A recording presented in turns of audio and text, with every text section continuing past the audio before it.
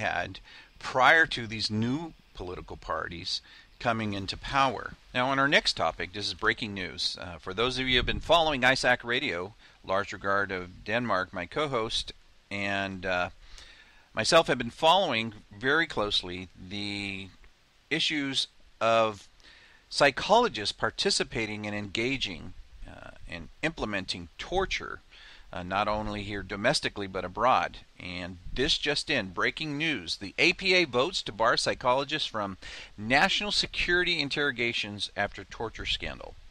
By nearly a unanimous vote, the American Psychological Association's Council of Representatives voted today in Toronto to adopt a new policy barring psychologists from participating in national security interrogations.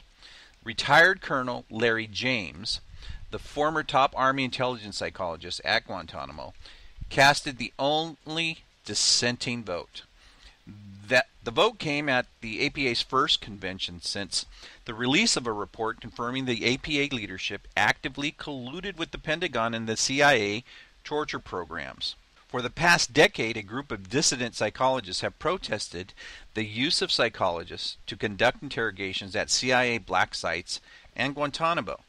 For years, they were ignored and ridiculed, but that changed with the recent release of the Hoffman Report. The Hoffman Report is a 542-page independent review commissioned by the APA's Board of Directors. The study undermined the APA's repeated denials that some of its 130,000 members were complicit in torture. Following the release, 4 top APA officials resigned, announced early retirements, or were forced out. In a special broadcast from Toronto and Democracy Now!, they aired 3 segments today on the APA vote, and I'm going to play one of those sound bites and interviews right now. First, start off by saying your names. Stephen Sold. Stephen Reisner. And your position? I'm a member of council of the APA, and I'm a co-founder of the Coalition for Ethical Psychology. Can you explain what just happened? What just happened is that after 9 years of collusion and deceit between the American Psychological Association and the Department of Defense and the Bush administration, after 9 years of what has now become a major scandal, the APA Council, the APA Council turned that around. The APA Council acknowledged that it had been led down a deceitful path, that all of our policies in the past which claimed to uphold human rights were shams. But today, for the first time, we passed a real policy that upholds human rights and prohibits psychologists from being involved in any way in torture, cruel, inhuman, or degrading treatment, insofar as those are part of national security interrogations, in detainee conditions. Any way that our national security apparatus abuses detainees, we have said that we are opposed to that. We demand human rights be applied in all cases, and that no psychologist will ever participate in any detention camp, in any interrogation, in any of that, because there are abuses going on, and we want to stop those abuses. Who determines whether it's inhumane? What is the resolution that was passed? Well, there are 2 parts. First of all, it simply holds a bright line against any psychologist being involved in any national security interrogations or detention conditions. It's a bright line. So it doesn't matter who determines it or not. So there's that. So you heard it first, folks, right there.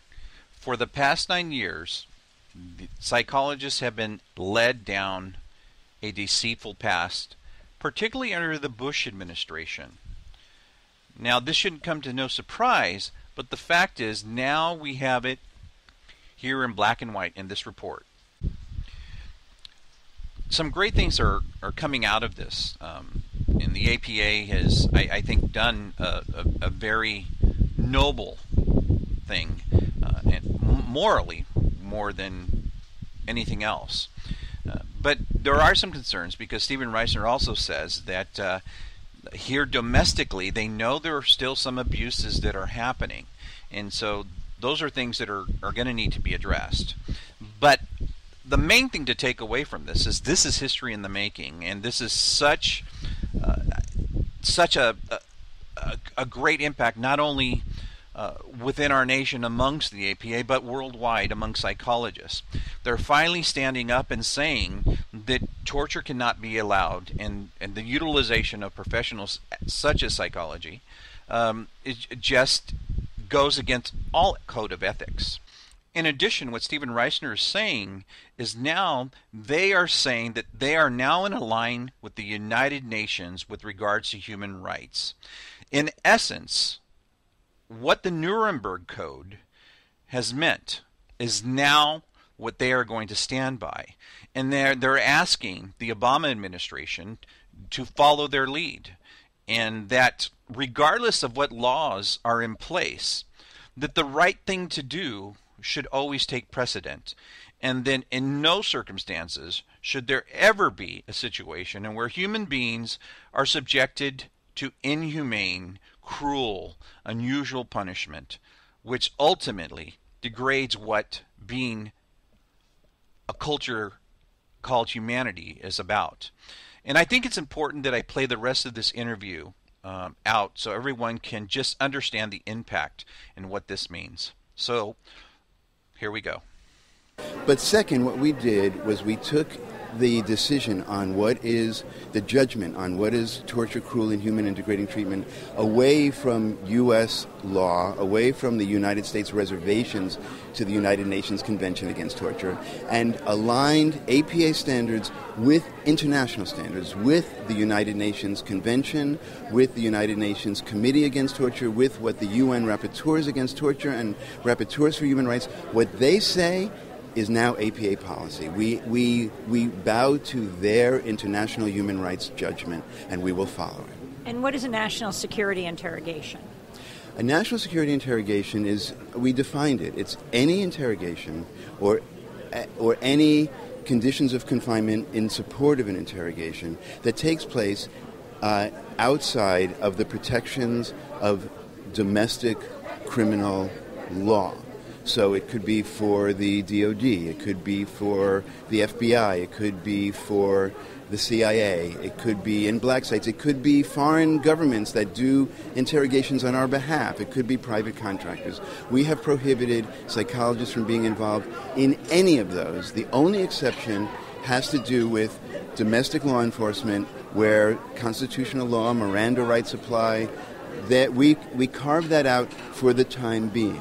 We are fully aware that abuses go on domestically as well, and we are very concerned about that. But this particular issue has to do with the fact that psychologists were responsible for our nation's torture program. And now the APA is no longer supporting psychologists in those roles, but actively and clearly opposing any possibility of psychologists playing those roles. And what if someone does participate? What does that mean? What does it mean to pass an APA, an American Psychological Association resolution? Well, that would be very serious now, because this resolution is implementable. We are moving to our ethics committee to make sure that such people will be held accountable for ethics violations. If someone is held accountable for an ethics violation at the American Psychological Association, that is in turn taken very seriously by state licensing boards. So for people to violate this resolution, their license could be on the line.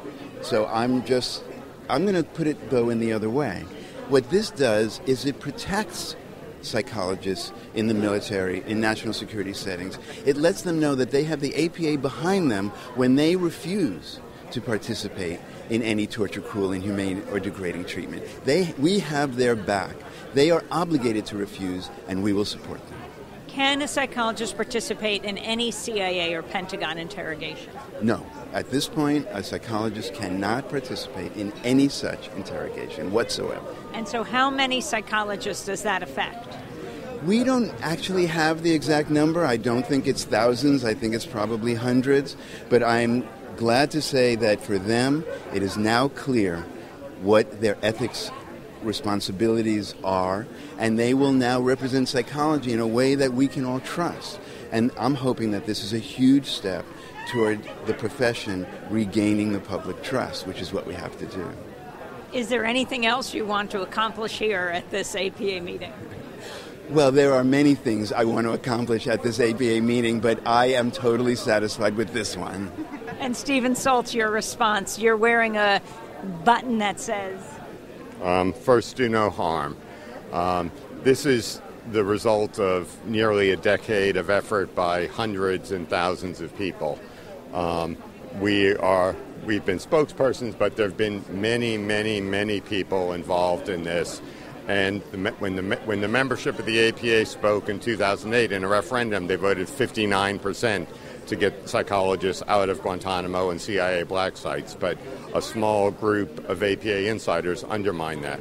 This reverses that after 7 years of deceit. So it's a victory for a movement, but I also want to emphasize that it's a victory for the anti-torture movement, that the APA has moved from being complicit in the state-sanctioned torture to being among the leaders in dealing with state-sanctioned torture and taking strong policies and moving its members out and taking at least a beginning level of accountability for the people in the association who were involved in this. And so I think the APA moves from the back of the pack to being a model for other parts of society about how to deal with this. And can you talk about the organizing that it took to get to this place after almost a decade? Well, it was basically, for many of us, it was basically our life for the last decade. We writing hundreds of articles, organizing psychologists, making alliances with human rights groups, alerting them to what was going on, working like Stephen did within APA and getting on the APA Council, and Jean Marie Arrigo on the APA Council, working outside to alert the public, working with reporters, getting the public and the APA leadership to realize that this was a major issue, that this was a scandal that could not be allowed to stand. And, it takes involved people and dedicated people, and we had a lot of them. Stephen Reisner, would you like to add to that? Yes, I just want to say how grateful we are to the entire community that we worked with. We have our talents, but there are enormous talents that are required to change the world. And when talented people get together and are dedicated to good, to human rights, human welfare, to change, using our skills, our individual skills for good, it may take 10 years like this one did, but this shows that it is possible to make a significant change. Because right now, even the Obama administration is on notice that the American Psychological Association is opposed to some of the policies that are still in existence. For example, the interrogation policy of the Obama administration includes the Army Fields Manual Appendix N. That appendix uses techniques or permits techniques that have been banned by the UN Committee Against Torture. Today, the American Psychological Association is saying to the Obama administration that we consider that cruel, inhuman, and degrading treatment, and none of our members can participate in any of those activities. It's time for you to change that Army Field Manual. It's time for the United States to follow the American Psychological Association and ban any technique, any condition that is considered still to be torture, cruel, inhuman, and degrading treatment. We want to lead the way and have the Obama administration follow us. How many people are on the council? There are 172. And the vote was overwhelmingly in favor. There was only one opposed. So that person opposed? That person opposed was Larry James. And Larry James has been a strong voice to keep psychologists in those settings, in the interrogation room. And he was part of, he was part of the group that bent the American Psychological Association's rules, I would say, and policies in a way that was secret and I would say part of what the Hoffman investigation interrogated. But that doesn't mean that he doesn't actually have his own strong feelings about that, which he expressed. And worked at Guantanamo, headed up. He worked at Guantanamo. He was supervising these interrogations. And is now at Wright State in Dayton, Ohio. I believe he's at Wright State. And now, but what was really important today was that Larry James was the lone voice, that everyone else on this council who voted yes or no, everyone else voted in favor of this policy change. And his voice was not only the minority, there were a few abstentions, there were a few recusals, but we voted overwhelmingly in favor, And